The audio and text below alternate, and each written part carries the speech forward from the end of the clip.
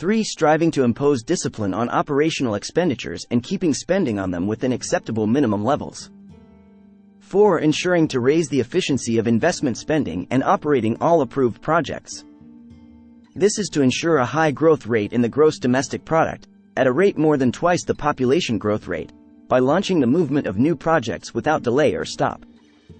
Saleh noted that the pattern of public spending, according to the schedules announced, is characterized by accuracy, objectivity, and self-savings, which contributes to reducing the resort to financing the actual deficit, even when needed, through internal borrowing and within limits that ultimately do not exceed the accepted international standard percentage for financing the deficit, which amounts to 3% of the country's total gross domestic product or slightly exceeding it.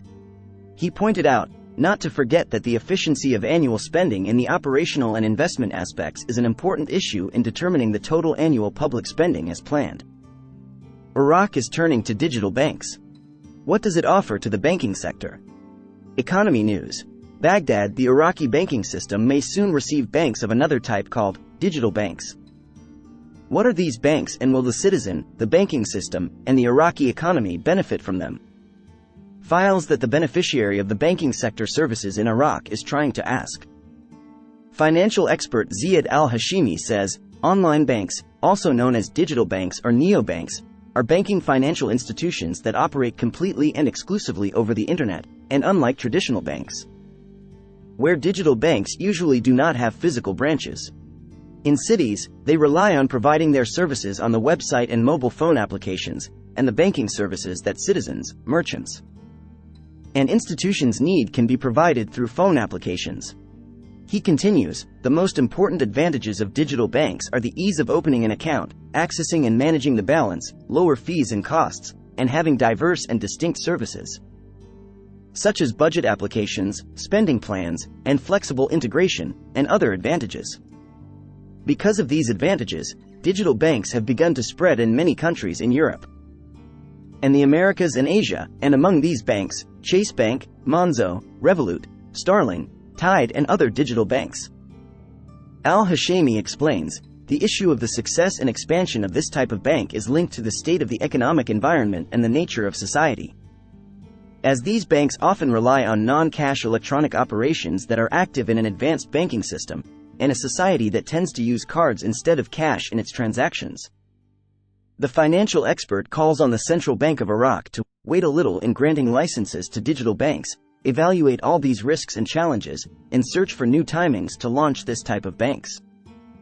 They must be aware of the availability of favorable conditions and the presence of high chances of success, instead of haste and adventure, as this is a recipe ready to fail.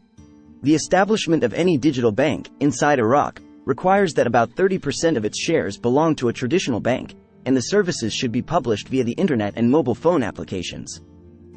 And there should not be any branch, but only the general administration, and all services via the internet, such as issuing a bank card and financial transfers, deposits, loans, etc. Iraq owns more than 70 banks, many of which were subjected to U.S. sanctions, while the financial inclusion rate reaches a low level due to weak confidence between the banking sector and citizens as a result of the bankruptcy of some of them. The governor of the Central Bank of Iraq, Ali Mohsen al-Alak, had previously confirmed, on the sidelines of a celebration organized by the bank, that the steps achieved in financial inclusion that were accomplished today are accelerating and can close the gap that occurred during the past years as a result of the circumstances that Iraq went through. Al-Alak stated that the bank has ongoing meetings with the Iraqi government to expand the customer base in electronic payment methods and enhance financial inclusion, as we see a great response from various state institutions in the context of expanding the financial and banking culture in Iraq. Al-Alak said, the factors that lead to the success and expansion of the role of financial inclusion are the citizen's confidence in the institutions and tools available to him, as well as his vision of his interest in using them. He continued, the central bank has become at the forefront of global central banks by using various financial technologies that provide speed and accuracy, revealing at the same time that the bank has received large numbers of applications to establish digital banks. The concerned departments are working on the possibility of granting it a license to carry out its work in accordance with the controls and instructions issued by the bank.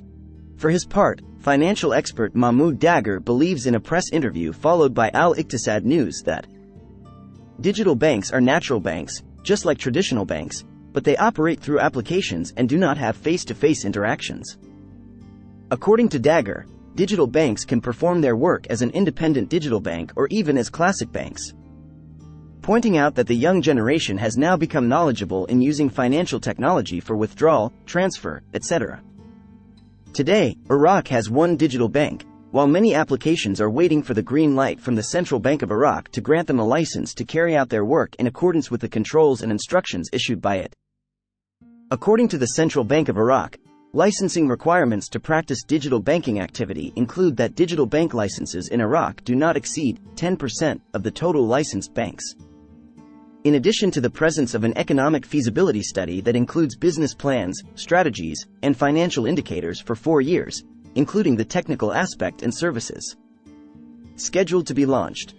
It is noteworthy that these digital banks are subject to all laws, regulations, and instructions issued by the central bank, including the Anti-Money Laundering and Terrorist Financing Law No. 39 of 2015.